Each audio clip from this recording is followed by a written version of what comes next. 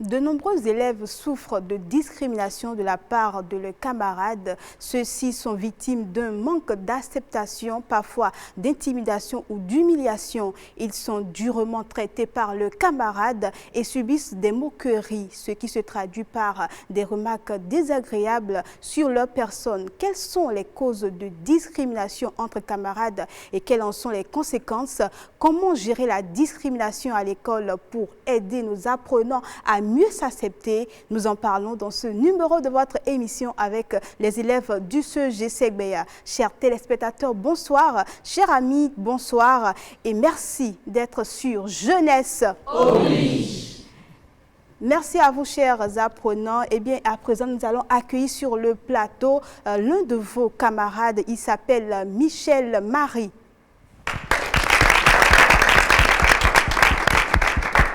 Bonsoir Michel Marie. Bonjour Victor, bonsoir Victor. Comment te portes-tu? Ça va bien.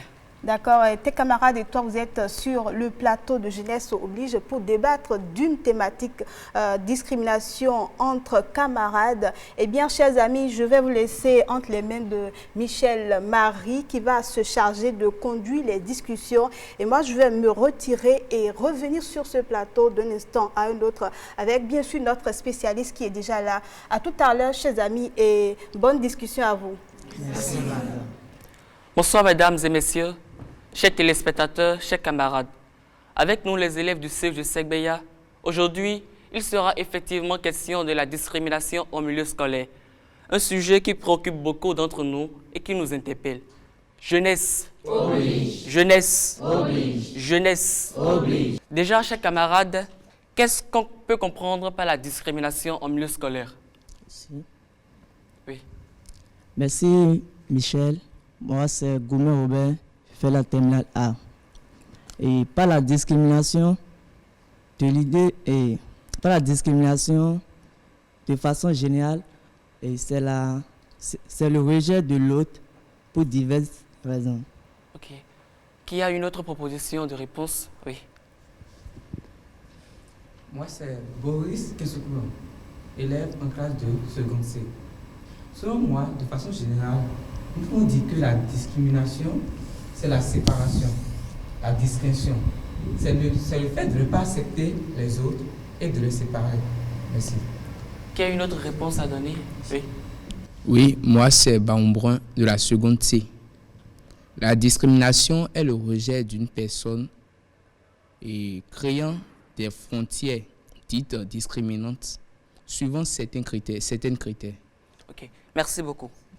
Quels sont les motifs ou les raisons qui peuvent nous pousser aujourd'hui, par exemple, à la discrimination? Oui.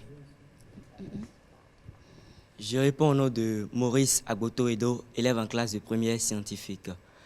Et les motifs qui nous poussent à la discrimination aujourd'hui sont divers. Il y a d'abord la religion,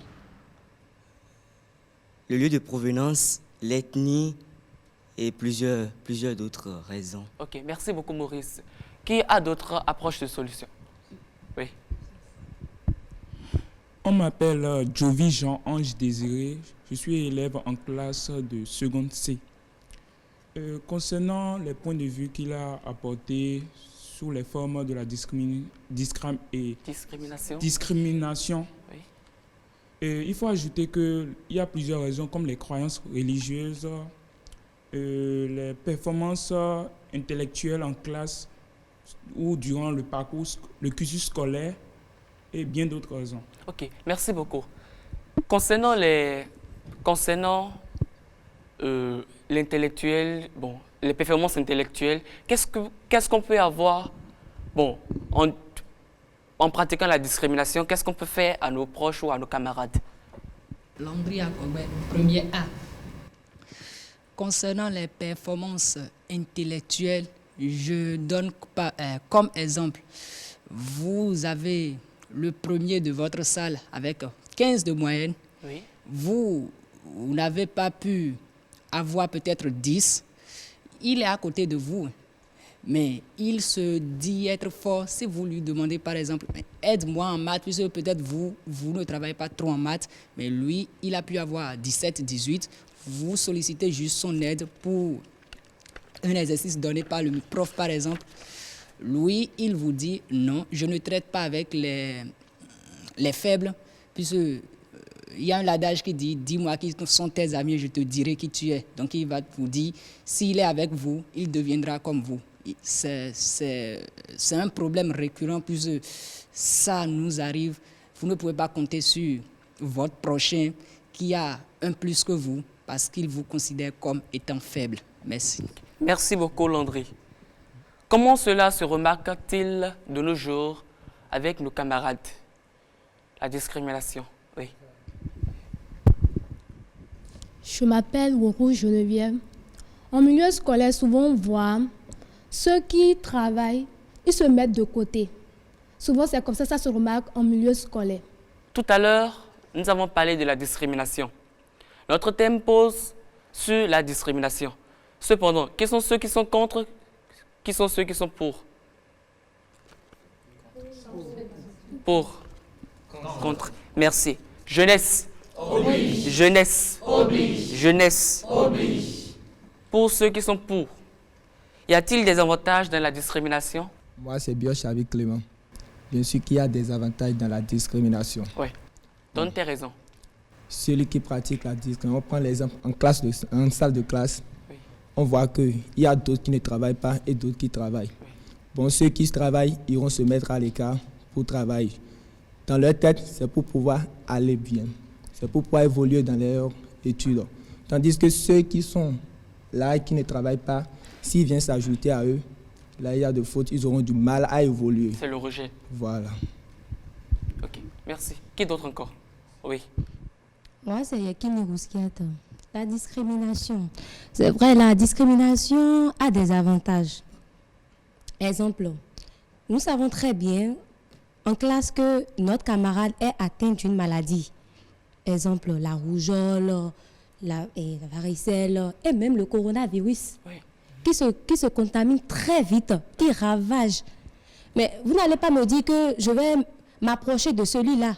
En même temps, on s'écarte de lui pour préserver, genre pour sauvegarder notre santé. C'est pour lutter contre cette maladie. Donc, je ne trouve aucune raison pour accepter cette personne. Parce que dans cette vie, c'est chacun pour soi, Dieu pour tous. Merci beaucoup. Qui va contre cela? Oui, Marcel. Ici, c'est Marcel Aïroti. Je ne suis pas du tout d'accord avec Rouskiat. Oui. En plus, avant elle, quelqu'un avait parlé de la discrimination au niveau du travail. C'est bien Clément. Clément. Oui. Il a dit que ceux qui travaillent se mettent de côté et laissent ceux qui ne travaillent pas. Mais qu'est-ce que vous faites pour pouvoir aider ceux-là qui ne travaillent pas à être comme vous? Merci beaucoup. Et pourquoi même vous dépasser? Et concernant Rouskiat, elle a parlé de la discrimination concernant les maladies. Et concernant les maladies. Elle a parlé du rougeole et autres. Si toi, tu connais par exemple des mesures préventives pour pouvoir se protéger contre cette maladie ou bien pour pouvoir aider la personne qui est atteinte et enfin qu'il retrouve sa santé, pourquoi tu ne cherches pas plutôt à aider cette personne pour qu'il ait une bonne santé un jour comme toi, au lieu de le rejeter, mets-toi un tout petit peu à sa place. Comment serais-tu si une autre personne te rejetait? Pour soutenir ce que mon ami a dit, moi je pense que la discrimination, c'est une mauvaise chose. Étant donné que nous sommes hommes, nous avons tous les mêmes droits. Si. Donc il serait égal que nous nous mettons à la place des autres. Nous devons les aider, car dans la vie, c'est de l'entraide. Nous sommes amis en classe. Mon ami ne travaille pas, je l'aide. Je ne travaille pas, il m'aide, et réciproquement. Donc, de façon générale, il serait préférable que chacun de nous ici prennent cet engagement afin d'aider nos camarades et de ne pas les rejeter. Merci. Il faut juste dire que pour moi, comme il a eu à le dire, il faut que nous nous soutenons. La discrimination, je suis totalement contre ça. Il a eu à parler de la maladie, c'est ça qui m'intéresse. Elle a parlé de la rougeole et du coronavirus. C'est bien, il faut s'éloigner des malades. Mais là, on parle des risques. Je vais vous donner l'exemple. Parlant du coronavirus, les frontières, les pays qui ferment leurs frontières maintenant, ils souffrent économiquement. Ce qui voudra dire que pratiquer la discrimination, c'est bloquer l'accès économique des pays. Les pays sont bloqués parce qu'ils ne peuvent pas circuler librement. Et on dit qu'il faut s'entraider dans la vie et il faut se soutenir. Je pense que c'est ça. Ok, merci beaucoup Landry. Cependant, est-il bon de rejeter ses camarades en milieu scolaire? Moi, je dis oui, de rejeter. Parce que on est en salle ensemble. Nous sommes venus pour étudier. Toi aussi, tu sais que dans l'école, on est venu pour étudier. Tu ne peux pas laisser le temps qu'on a pour apprendre, pour aller t'amuser. Et là, espérer que quand moi je serai en train d'apprendre, tu viendras pour que je puisse t'aider. Okay. Donc c'est ce que moi je vais te rejeter. Le temps que moi j'ai pris pour apprendre, toi tu as pris ça pour t'amuser. Et tu veux que je t'accepte encore pour faire quoi? Alors, merci beaucoup. Qui veut s'opposer? Oui.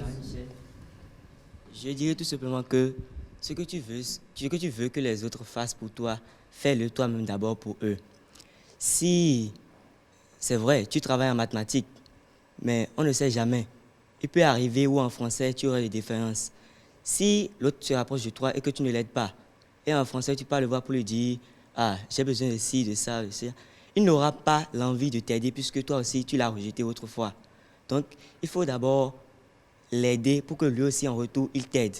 Donc, tout commence par là. On ne peut pas accepter la discrimination. Ok. Oui, qui s'oppose? Pour moi, le rejet n'est pas aussi mauvais que ça. Si par exemple la personne contribue ou bien est un parasite pour moi, je ne peux pas l'accepter. On vient en classe, lui il trouble la classe, il bavarde, il fait tout ce qu'il veut. Moi je comprends. Maintenant, à force de vouloir l'aider, c'est comme s'il veut m'arriérer façon. Je ne peux pas évoluer, donc je ne peux pas l'accepter. Pour ça, le rejet, je vais le rejeter, c'est mieux pour moi. Ok, merci pour beaucoup. Mon évolution. Oui, Mary. Merci. Et je m'appelle Denale Mary. Par rapport à ce qu'elle vient de dire, je crois que la discrimination est une bonne chose. Car dans ce monde-là, nous sommes à la recherche des cadres compétents. Oui. Donc, toute personne ou tout élève doit œuvrer afin qu'il devienne un cadre compétent.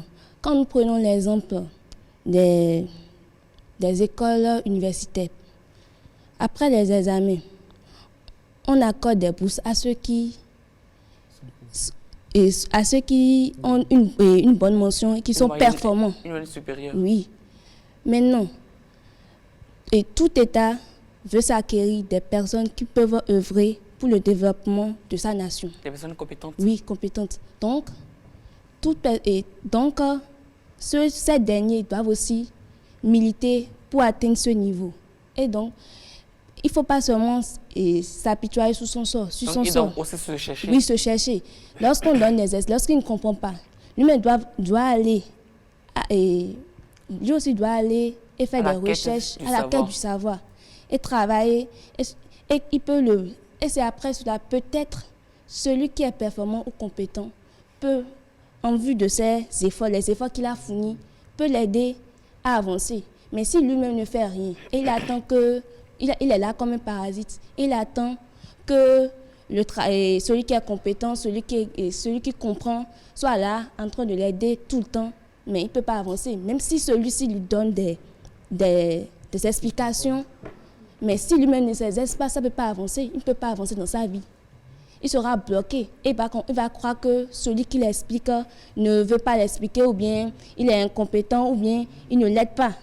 Donc, lui aussi, celui qui, le parasite ou le faible, ou celui qui ne travaille pas dans la salle, le dernier, par exemple, il doit aussi militer pour atteindre ce niveau. Car rien ne sortient gratuitement. Merci beaucoup. Merci. Oui.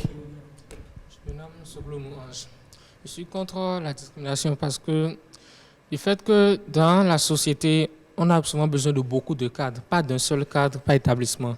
Mais si cet individu qui travaille, et s'il aidait ceux qui ne travaillent pas, là, ça pourrait faire obtenir à la société beaucoup de cadres, au lieu que ce soit peut-être le seul qui puisse sortir vainqueur dedans.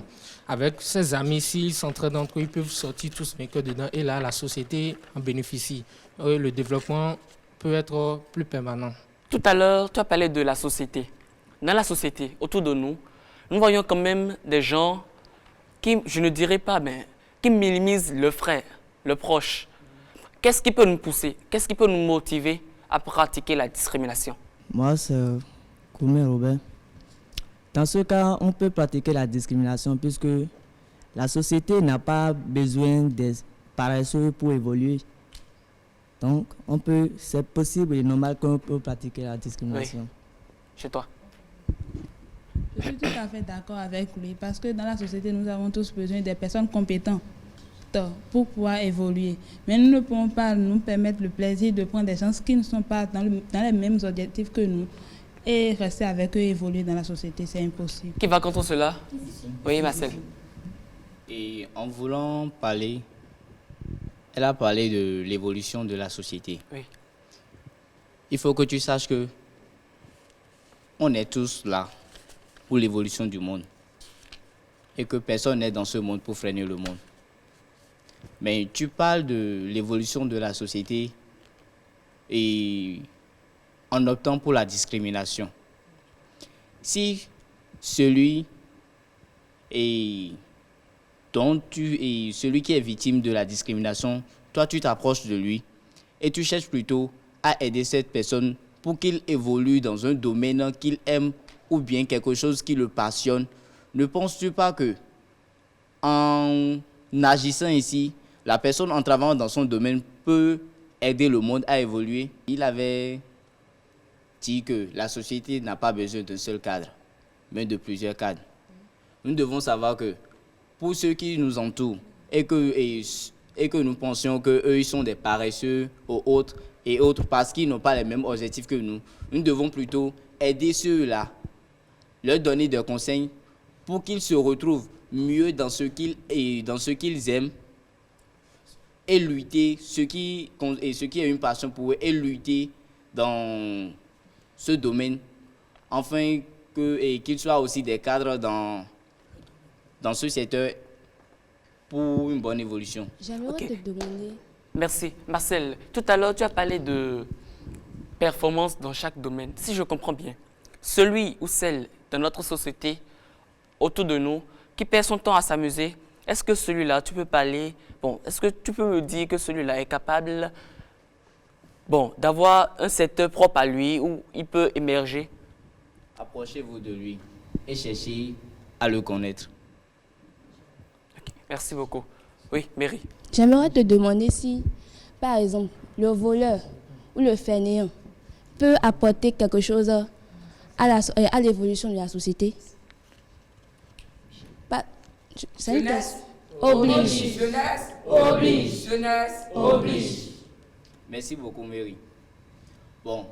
Tu as dit le voleur ou le fainéant, si il peut apporter quelque chose à l'évolution et de la société. N'oublie pas qu'un voleur connaît tous les voleurs qui l'entourent. Si par exemple maintenant tu aides cette personne à ne plus voler et à l'orienter vers le secteur de la sécurité, tu t'imagines le nombre de voleurs que vous pouvez attraper uniquement par lui? Mais dans ce sens, tu es en train de nuire aux autres voleurs. Je vais te demander, par exemple, celui qui vole, est-ce que lorsqu'on veut, sur le marché de l'emploi, même si cette personne se repent et veut devenir cadre compétent, et lorsqu'il va demander un entretien d'embauche, et qu'on regarde son antécédent, est-ce que ça peut donner une bonne... son antécédent peut l'amener à avoir cet emploi?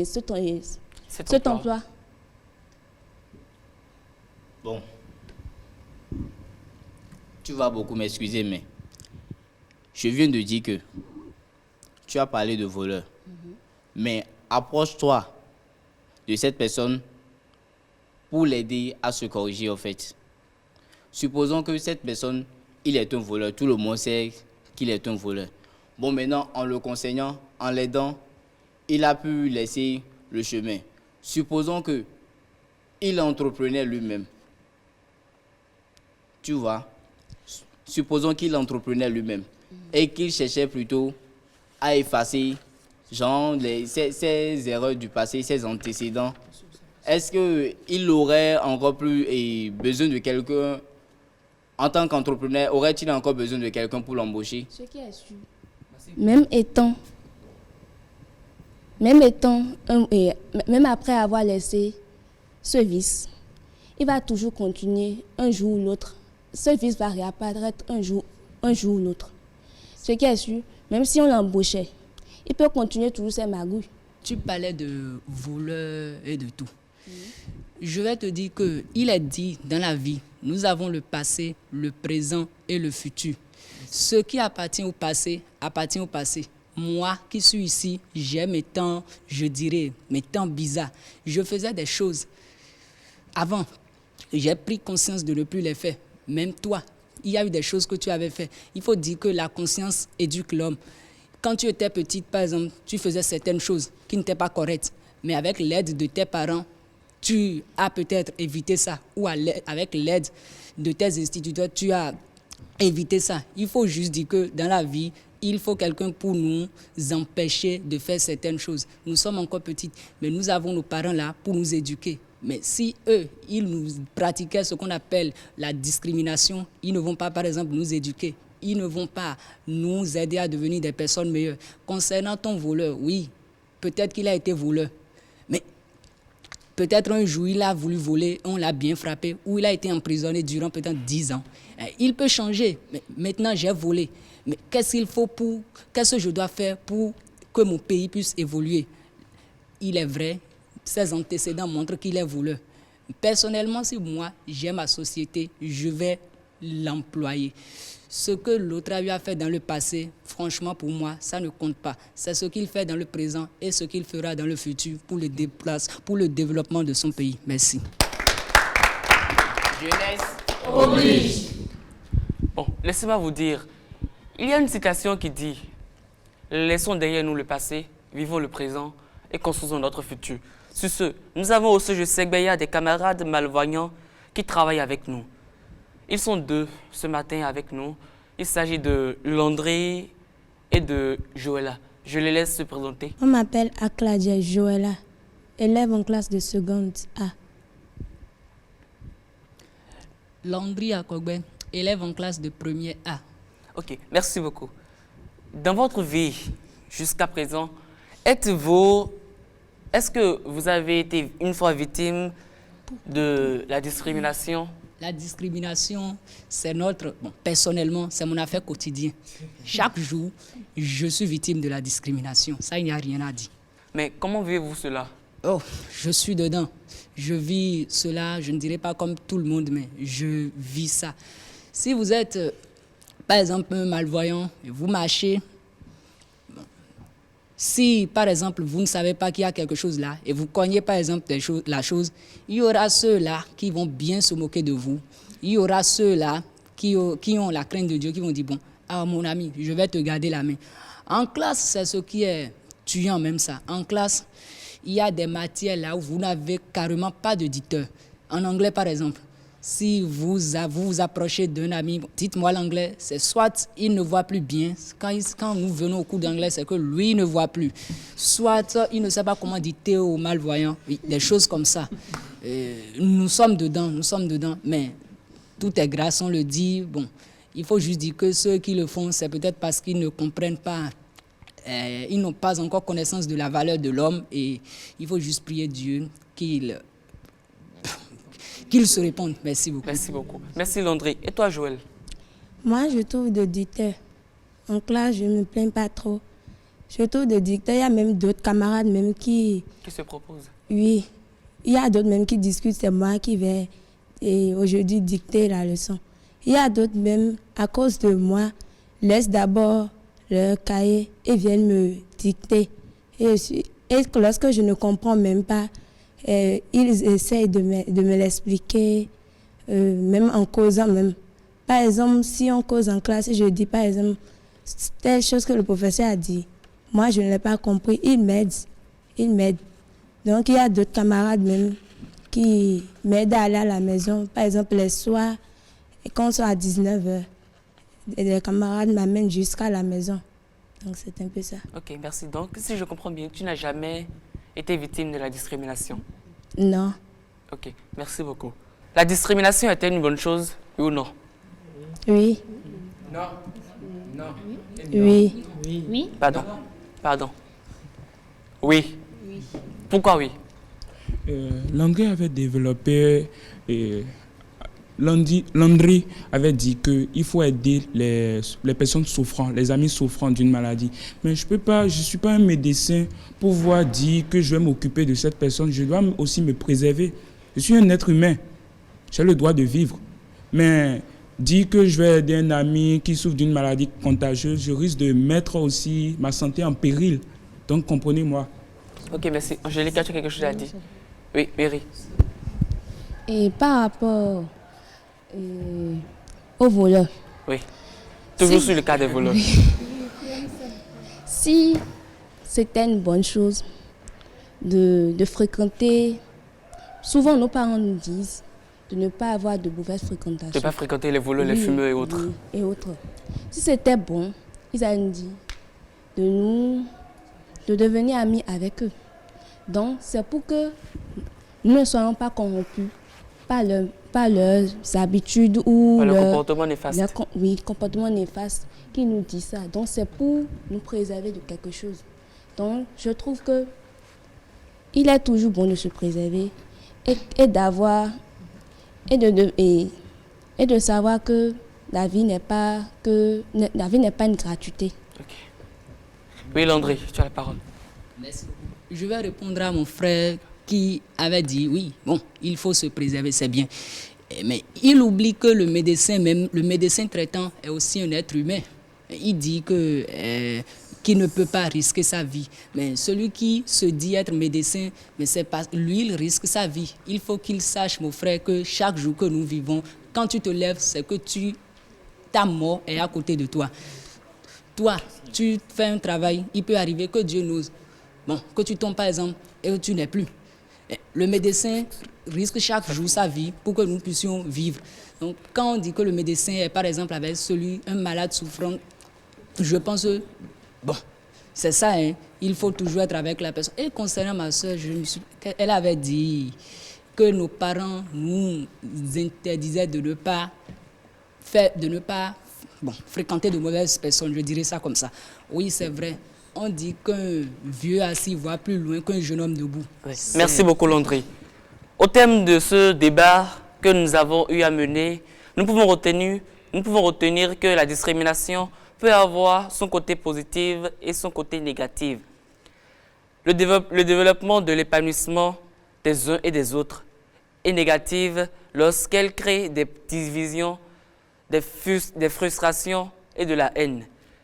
Nous, élèves du CEJ Segbeya et d'autres, nous devons éviter la discrimination et faire preuve de solidarité puisque nous avons besoin de nous entraider et de faire rayonner la jeunesse scolaire et universitaire. Jeunesse oblige. J'invite à présent Victoire à nous rejoindre.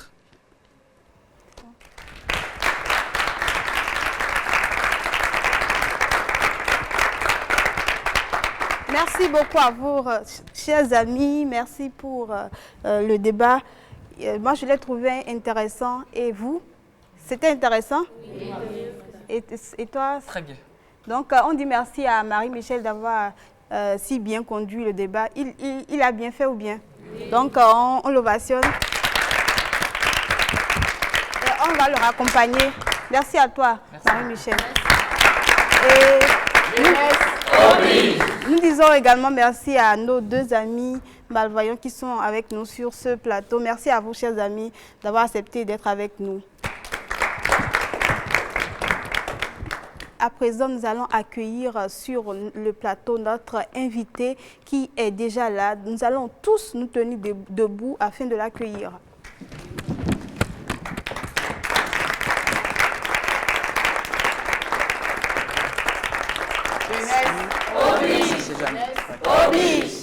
Merci à vous, chers amis. Bonsoir, Monsieur Benito Koukpo-Roussi. Bonsoir, madame. Comment allez-vous? Ça va bien chez vous? Ça va très bien. Ouais. Merci d'avoir accepté notre invitation. C'est un plaisir renouvelé. Merci. Chers amis, on dit quoi à notre monsieur? Bonsoir. Bonsoir, chers amis. Comment vous allez? Ok. D'accord. Et vous avez suivi les débats, le débat, les discussions. La thématique, c'est bien sûr la discrimination entre camarades. Et quelle est votre réaction par rapport à tout ce qui a été dit des uns et des autres? Déjà, je vous remercie d'être passé sur votre plateau. J'ai suivi avec attention tout ce qui a été dit avec mes amis d'à droite et ceux d'à gauche. Et je crois que le débat a été très, très houleux. Oui. Et je pense que chacun a pu s'exprimer selon la conception ou l'idéologie qu'il a derrière la thématique du jour.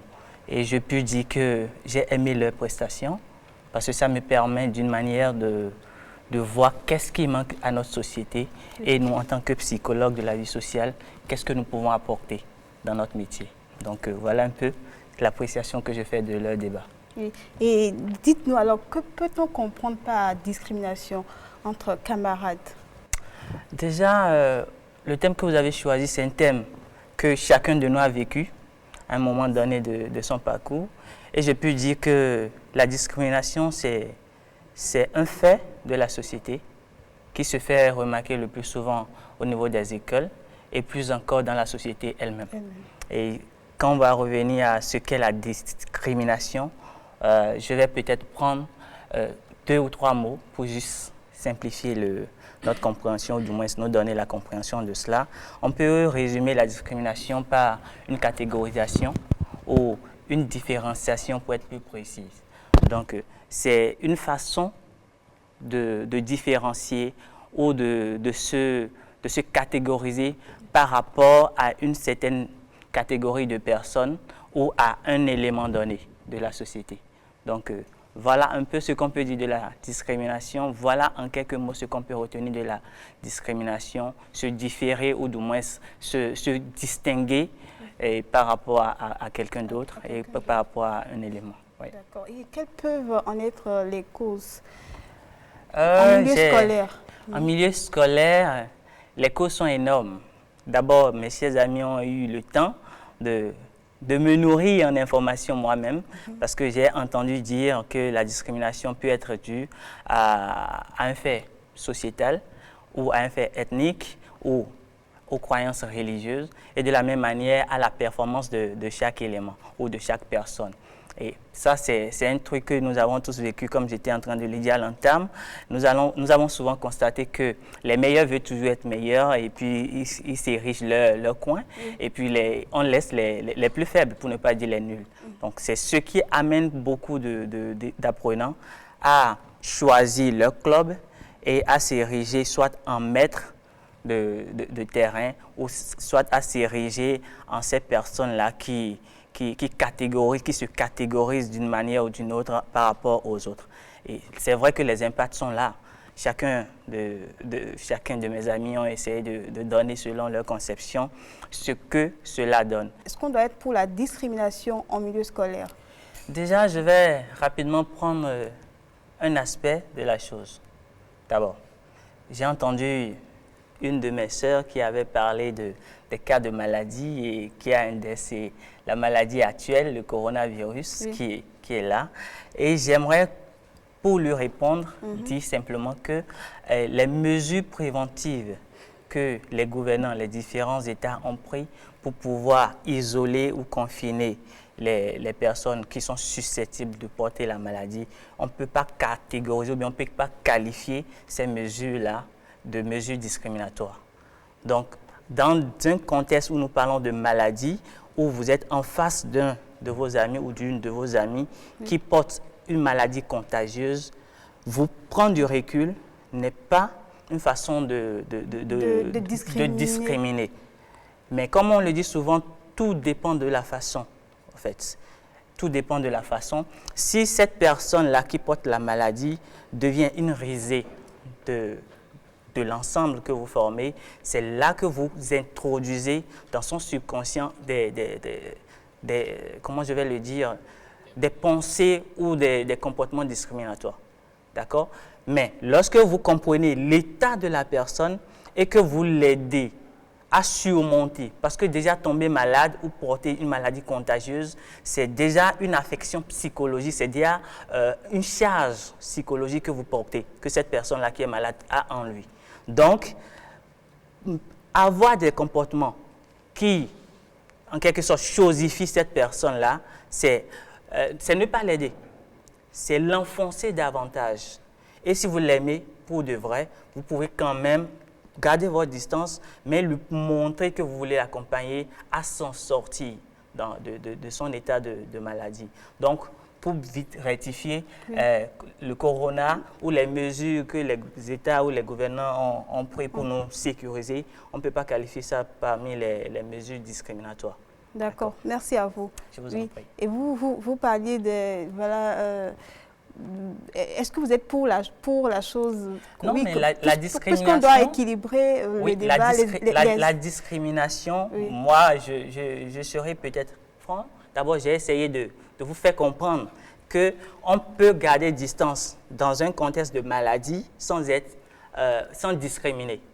D'accord? Oui. Mais quand on prend le mot discrimination en lui-même, c'est déjà une mesure, ou du moins c'est une façon pour les faibles en réalité de montrer leur faiblesse, si je peux me répéter comme ça. Une façon pour les faibles de montrer leur faiblesse. C'est-à-dire... Ça veut dire quoi? Oui. En psychologie, nous disons souvent que la personne qui oppresse, c'est une personne malade. D'accord. La personne qui oppresse, c'est une personne malade. De la même manière, quand vous prenez le cas de harcèlement sexuel, par exemple, le harceleur est une personne malade. C'est une personne qui mérite un accompagnement, un suivi, un traitement psychopédagogique ou du moins psychothérapique. Donc, sur ce, lorsque vous, en tant que personne, vous vous dites que vous êtes normal, oui, et que c'est vous qui conduisez l'autre à s'enfoncer, si c'est vous qui créez en quelque sorte la chute de l'autre, ou vous mettez une pression psychologique sur l'autre personne, en réalité, ça ne fait pas de vous une personne forte. Ça fait en réalité de vous une personne faible qui a une maladie en lui, mais qui ne se rend pas compte. Non, mais il ne se rend pas compte. Oui, forcément. Il ne s'en rend pas compte, mais oui, il suffit simplement qu'une autre personne de l'extérieur le regarde et l'amène à comprendre qu'en réalité, son comportement, c'est un comportement des faibles. Et quand il fait une intériorisation, il va voir qu'en réalité, ça ne l'avantage en rien. Et c'est pour ça que j'ai aimé certaines propositions, du moins certaines, comment je vais le dire, certaines personnes qui ont pris la parole pour dire, nous sommes dans une société, d'accord? Oui. Et la société, ce n'est pas une seule personne. Non. C'est un ensemble de personnes, c'est toutes les personnes qui appartiennent à une aire géographique appelée nation. Donc, si je reviens sur ce volet et je prends par exemple les modèles d'éducation que j'adore le plus au monde, c'est le modèle danois, c'est le modèle finlandais. Quand je prends le modèle danois, j'ai suivi un documentaire sur ce modèle-là une fois, le modèle danois voudrait que l'enfant, depuis son bas âge, ait plus confiance en l'autre qu'en lui-même.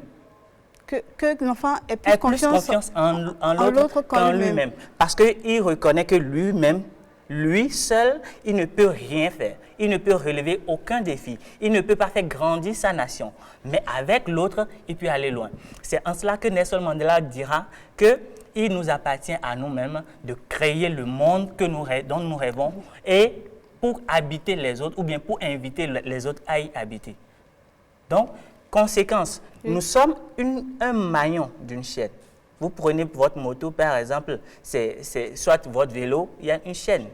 Il suffirait simplement qu'un maillon de la chaîne s'enlève et est-ce que votre vélo ou votre moto continuera à travailler? Non. Non. Donc, c'est comme ça que vous devez vous regarder. C'est comme ça que nous sommes appelés à nous regarder. C'est comme ça que le modèle danois amène l'enfant depuis le bas âge à voir l'autre Et ce qui est bien dans ce modèle, c'est que déjà lorsque vous êtes danois, vous avez votre kiosque, vous pouvez laisser votre kiosque ou votre boutique ouvert et vous partez. Les prix sont affichés dans la boutique. Oui. Si vos victoires, vous voulez acheter quelque chose, vous arrivez là, vous voyez le prix, vous déposez l'argent au comptoir, vous prenez votre... Mais vous ne pouvez pas le faire ici en Afrique. Non, est-ce qu'on peut le faire? Non, c'est ce que je m'en allais vous demander. C'est pour ça que l'éducation est primordiale en réalité. Si par exemple, on fait comprendre à l'enfant depuis le bas âge que l'autre est une partie de soi, ou l'autre est un prolongement de soi, c'est impossible, c'est indiscutable, ou du moins c'est impensable que cette personne-là puisse penser que l'autre, son camarade, est différent de lui. D'accord. Parce que une chose est sûre, on ne peut pas avoir plusieurs présidents, n'est-ce pas? On ne peut qu'avoir un seul président. Oui. Mais le président ne travaille jamais seul. Impossible. Moi, je serais heureux. Qui peut me donner son prénom? Pardon? Monsieur Athanas Kiyotalo. Non. Toi, ton prénom? Moi, oui. Je m'appelle Boris. Boris. Oui. Et ici? Pardon? Robert. Je serais très heureux que Boris devienne président. Et aussitôt qu'il va devenir président, il va penser à Robert. Or, imaginons un instant que quand ils étaient ensemble, il a pris le temps de diminuer Robert. Robert, à un moment donné, va commencer par développer certains comportements ou certaines crises psychologiques, dont la colère, dont le trouble de sommeil. Ça, peut-être vous ne le savez pas. Lorsque quelqu'un vous discrimine, lorsque quelqu'un vous met dans un état de choc, durant toute la période que vous allez passer avec cette personne-là, vous allez remémorer cela. Oui. Ou quand vous êtes en salle, c'est ça là, ou du moins peut-être qu'il y a une jolie fille qui est là, et puis Boris insulte Robert d'une façon discriminatoire, vous allez constater aussitôt que Robert ne va pas suivre l'enseignant qui est là. Il va penser à ce que Boris vient de dire. C'est à moi il a dit ça. Pourquoi il peut me dire ça devant Charlotte? Oui. Donc, durant tout le cours, c'est à ça qu'il va penser. Il sera distrait. Il sera distrait. Conséquence, son rendement scolaire va chuter. Oui. Qui est la cause? Vous allez dire qu'il est fainéant. En réalité, c'est toi la cause. Tu vois un peu? Oui. C'est une relation de cause à effet. De la même manière, moi, je vous donnerai un exemple simple. Oui, allez-y. D'accord? Oui. Qui est mon exemple? Je me rappelle quand j'étais à l'université, première année d'université. À un moment donné, j'avais totalisé ou j'avais cumulé de mauvaises notes. En première année, j'étais dans une école. Et je vivais avec quelqu'un qui était meilleur. Il était le premier de notre salle. Mais un jour, il y avait un de mes responsables qui s'était rapproché de moi pour dire « Mais qu'est-ce qui ne va pas? Pourquoi tes notes ne montent pas ?» Bon, j'ai discuté avec lui et le lendemain, on avait fini les cours, il avait fermé la porte et il a demandé à ce qu'on ait une séance de discussion.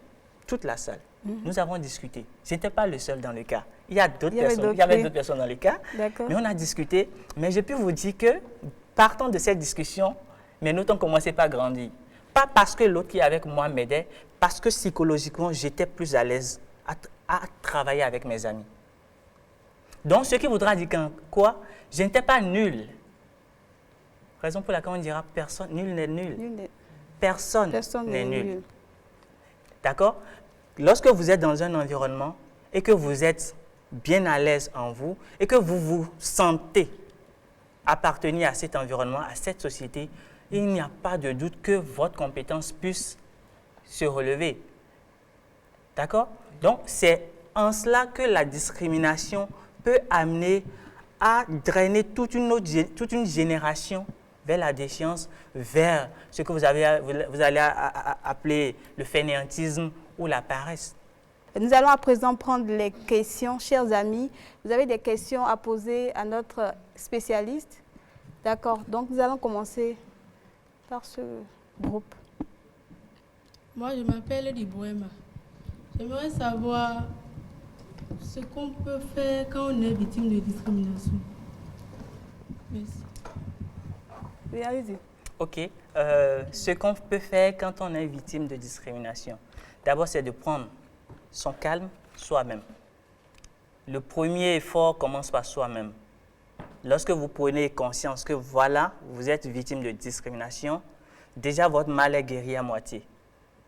D'accord? C'est pour ça qu'on dit souvent, celui qui reconnaît qu'il est malade est guéri à moitié. Donc, lorsque vous sentez que vous êtes victime de discrimination, prenez conscience de cela et respirez profondément et discutez avec quelqu'un. Si la personne qui vous a opprimé, si je peux le dire ainsi, est quelqu'un que vous pouvez approcher, il faut vous approcher de cette personne-là, discuter avec lui. Telle chose que tu viens de faire, ça m'a touché. Le plus souvent, moi, j'ai l'habitude de dire, dites même à la personne là que tellement tu importes pour moi que ce que tu viens de me faire m'a tellement touché. Parce qu'en réalité, les personnes qui nous oppriment le plus, les personnes dont les faits ou les comportements nous touchent le plus, ce sont des personnes que nous aimons. Si vous n'aimez personne, ou bien si vous n'aimez pas une personne, qui vous insulte, ça ne vous dira rien, n'est-ce pas? Mais lorsque vous aimez quelqu'un et que cette personne-là vous fait quelque chose de mal, ça va plus vous toucher. Ce qu'il vous faudra dire en réalité, dites à cette personne que vous avez opprimée que telle chose que tu m'as fait m'a offusqué, m'a touché, mais l'estime que j'ai pour toi ne me permet pas de te garder. Donc, cette personne-là, comme je l'ai dit tout à l'heure, est une personne aussi malade sans le savoir. Lorsque vous lui parlez de cette manière, cette personne-là va se dire « Waouh !» Donc, cette personne, ou bien Déborah, ou bien Charlotte que je viens, ou bien Jean que je viens d'opprimer, d'accord? Il avait ce si grand estime pour moi, je ne savais pas. Désormais, je ne ferai pas ça. D'accord. Eh bien, Monsieur Benito, je voudrais, puisque vous avez donné des conseils, je voudrais aussi, puisqu'il y a nos amis, nous avons 2 amis malvoyants qui sont avec nous sur ce plateau et qui ont donné leur témoignage. J'aimerais que vous profitez aussi pour prodiguer des conseils à leur endroit, puisqu'ils nous ont dit qu'ils sont souvent victimes de discrimination, de rejet de la part de leurs camarades. Est-ce que vous pouvez nous rappeler vos prénoms, s'il vous plaît? S'il vous plaît. Landry et puis Joëlla. Voilà, qu'est-ce que vous leur conseillez? Déjà, je vais partir du cas de Landry et de Joëlla pour raconter une petite anecdote à mes chers amis. Toujours quand j'étais étudiant, j'avais une jeune demoiselle que j'apprécie beaucoup, qui travaillait beaucoup aussi, mais qui n'aimait souvent pas qu'on l'aide. Souvent, on dit qu'il faut que les hommes soient galants, n'est-ce pas? Oui. Donc, elle déteste au fait. D'accord? Elle n'aime pas. Et une fois, j'étais en train de marcher avec elle et je lui ai dit, telle personne, pourquoi souvent quand les amis veulent t'aider, tu refuses? Elle m'a dit, bon, tu sais, j'ai suivi un documentaire où il y avait une dame malvoyante. La dame malvoyante voulait se suicider et quelqu'un l'a surpris, heureusement. Et on lui a demandé, mais pourquoi tu veux te suicider? Tu ne fais rien, tout le monde est là à ton soin. On t'aide. Qu'est-ce qui ne va pas? Dis-nous. Et la dame de dire, en réalité, qu'elle est en train d'incriminer Dieu. Parce qu'elle se demande pourquoi tout le monde doit l'aider et lui ou bien elle ne peut pas aider les autres. Pourquoi Dieu a voulu que ça soit elle seule qu'on aide? Donc, vous imaginez une personne malvoyante que vous aidez. D'abord, c'est une bénédiction. Mais ne pensez pas que ces personnes-là sont une charge sur vous. Ces personnes-là, dans leur fond intérieur, ont envie aussi de faire quelque chose. Mais vous ne pouvez pas le savoir. Il suffit simplement de les écouter pour comprendre en réalité quel est leur problème. Est-ce que le fait que vous êtes à leurs soins, matin, midi, soir, est-ce que cela fait d'eux, ou bien est-ce que cela fait, oui, en quelque sorte d'eux, des personnes qui abusent de vous? Mais non. Parce que ce qui se passe en leur foi intérieur, ils auraient aimé se mettre en mouvement, vous venir aussi en aide, vous aider à faire ci, ou du moins être serviable à leur société. Mais si au-delà de tout cela, vous ne comprenez pas et que vous déversez sur eux encore des comportements ou bien des agissements qui sont peu orthodoxes, c'est que vous les tuez en réalité. Et vous allez devenir peut-être des meurtriers sans le savoir. Mais si vous croyez en Dieu, peut-être que vous allez se dire, ou bien vous allez vous dire qu'au dernier jugement, vous serez face à votre Dieu. Si vous croyez en Dieu. Voilà. Donc, à mes chers amis, pour revenir à eux, je peux dire que soyez à l'aise dans votre peau. Soyez à l'aise dans votre peau. Et plus vous êtes à l'aise dans votre peau, plus ceux qui vous entourent vont se demander du moins, pourtant c'est une personne malvoyante, pourtant c'est une personne handicapée. Alors là, qu'est-ce qui fait sa joie? Donc, retrouvez votre joie en vous-même. Et peut-être que je vais prendre l'exemple d'une dame encore, des exemples et des exemples, pour dire, il y a une dame qu'on a interviewée à la télévision, elle était avec sa femme, ou pardon, son mari, et puis on la voyait rayonnante, on lui dit, madame, tellement votre homme vous rend heureuse que ça sent en vous. La dame de répondre, mais non, mon homme ne me rend pas heureuse. Mais ça fait waouh. Aussitôt, elle complétait, elle disait, non, je choisis d'être heureuse aux côtés de mon homme. Ce qui veut dire quoi? Le fait d'être heureux ou de ne pas l'être dépend d'abord de vous. D'accord. Donc, élevez-vous psychologiquement et dopez-vous de joie. Et les autres vont comprendre que peu importe ce qu'ils feront à votre encontre, ils ne vont jamais vous atteindre. Nous allons prendre d'autres questions très rapidement. Oui, une deuxième question. Moi, je réponds au nom de Maman Mokhtar. J'aimerais savoir quelles sont les conséquences très néfastes de la discrimination sur la psychologie de l'homme. Oui. Allez-y pour... Merci bien. Je savais qu'on allait en venir et vous ne pouvez pas vous imaginer quel est l'impact du simple fait que vous ayez discriminé quelqu'un. D'accord? L'impact est énorme au plan psychologique. La première des choses qui arrive, vous constatez automatiquement, vous posez un acte discriminatoire envers quelqu'un, la personne sent un désarroi en lui ou en elle, ou une personne. D'accord? Et de la même manière, aussitôt, cette personne-là va commencer par sentir une tristesse. D'accord? La tristesse va peut-être engendrer la colère.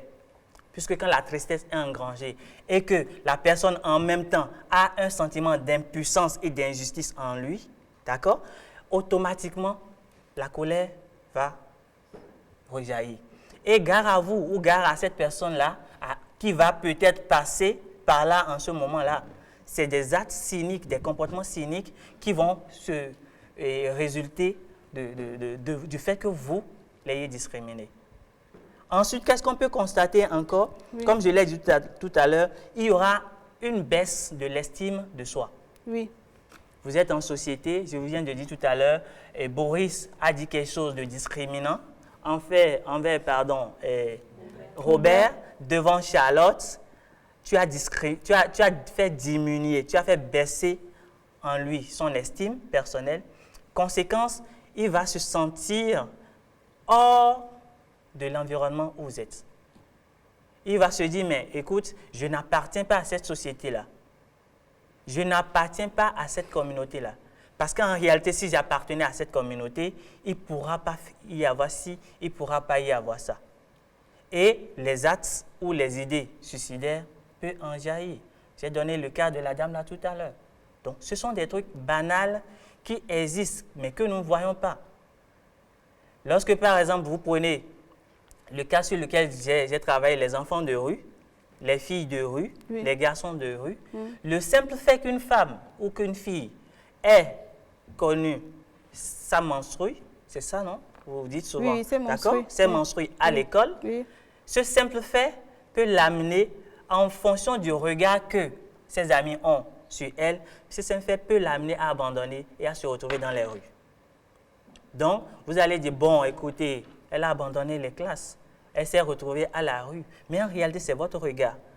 Donc, pour dire, la discrimination aussi peut partir du regard. Ce n'est pas forcément dire quelque chose ou tenir un comportement ou un acte envers quelqu'un. Le simple regard peut être discriminant. Okay. Donc, voilà un peu, il y en a assez, mais voilà les quelques-uns sur l'échelle de scolaire que je peux vous énumérer rapidement. D'accord. Merci beaucoup à vous, M. Benito. Nous allons prendre une question ici.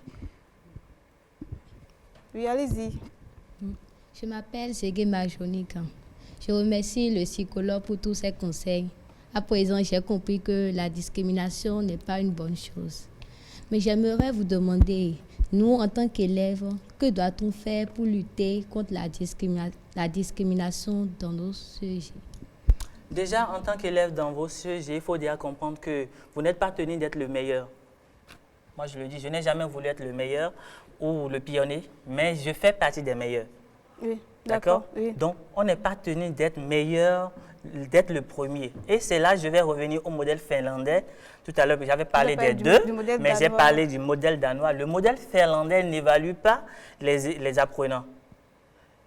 Votre enfant commence l'école, peut-être c'est à l'âge de 10 ans ou de 11 ans qu'on commence par l'évaluer. Mais dès le bas âge, déjà quand l'enfant revient de l'école, on dit « Qu'est-ce que vous avez fait? Où est ton bulletin? Est-ce que tu es le premier? Est-ce que tu es ci? Est-ce que tu es ça ?» Donc le modèle finlandais n'a pas besoin de ça. Le modèle finlandais rend sociable les enfants. Est-ce que tu as pu avoir des amis? Qui sont tes amis? Qu'est-ce que tu as réussi à faire avec telle personne? Si l'enfant n'a pas d'amis, si l'enfant ne collabore pas avec ses amis, ça devient un souci pour ses parents.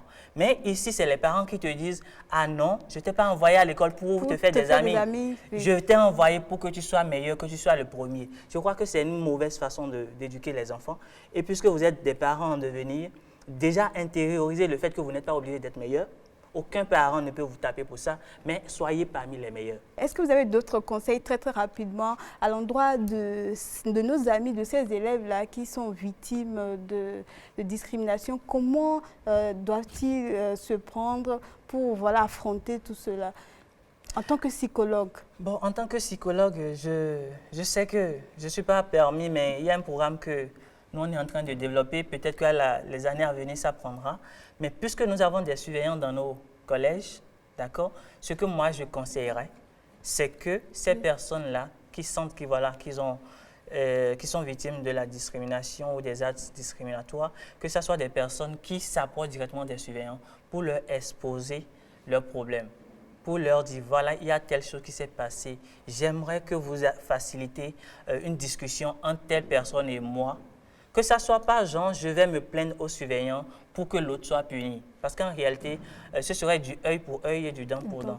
Mais lorsque vous allez discuter avec cette personne, lorsque vous lui faites comprendre qu'en réalité, il a fait un truc qui vous a énormément marqué et que puisque vous l'appréciez, puisque c'est toujours votre ami, vous voudrez bien que ça soit plus quelque chose qui se répète, la personne va comprendre. Maintenant, comme je l'ai dit tout à l'heure, si vous ne pouvez pas le faire vous-même, rapprochez-vous de vos surveillants et dites-leur et faites savoir aux surveillants que non, je ne suis pas venu pour que vous puissiez punir l'autre. Je suis venu pour que vous soyez un pont entre cette personne-là et moi pour qu'on puisse discuter et trouver une solution.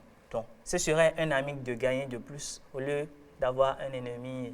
Merci à vous d'avoir participé à cette émission. Merci à vous, M. Benito, d'être venu sur ce plateau. Eh bien, chers amis, nous sommes à la fin de notre émission. Merci à vous, chers téléspectateurs, de nous avoir suivis. Nous disons également un grand merci à toute l'équipe technique qui nous a accompagnés sur cette émission. Et nous vous donnons un autre rendez-vous pour votre émission de jeunesse.